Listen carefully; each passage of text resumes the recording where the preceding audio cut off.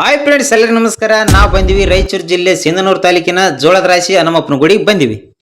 ನೋಡ್ರಿ, ನಾನು ಈ ಗುಡಿ ನೋಡಿ ಸುಮಾರು 4-5 ವರ್ಷ ಆಗಿ ಬಂತು. ಈ ಒಳಗೆ ಹೋಗ್ಬೇಕಂತಂದ್ರೆ ಟೈಮ್ ಕೂಡಿ ಬರಲಿಲ್ಲ. ಆದ್ರೆ ಇವತ್ತು ಹನುಮಪ್ಪ ನಮ್ಮನ್ನು ಕರ್ಸ್ಯಾನಂದ್ರೆ ಟೈಮ್ ಕೂಡಿ ಬಂದತ್ತೆ.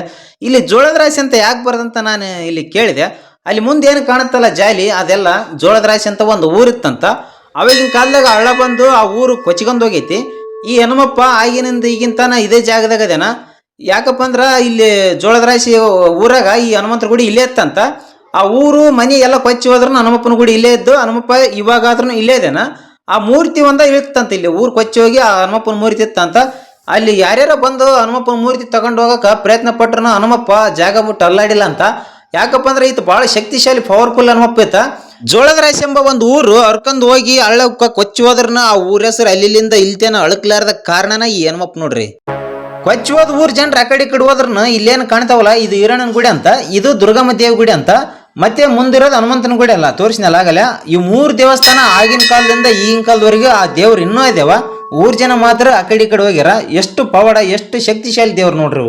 ನನಗನ್ಕರು ಬಹಳ ಖುಷಿ ಆಯ್ತು ಇಲ್ಲಿ ಬಂದು. ನಮ್ಮ ವಿಡಿಯೋ ನೋಡಿದವರಿಗೆ ಎಲ್ಲರಿಗೆ ಧನ್ಯವಾದಗಳು. ಮತ್ತೊಂದು ವಿಡಿಯೋದಲ್ಲಿ ಸಿಗಂಬ್ರಿ. ಹಂಗ ನಮ್ಮ ಐಡಿಗೆ ಫಾಲೋ ಮಾಡಿ.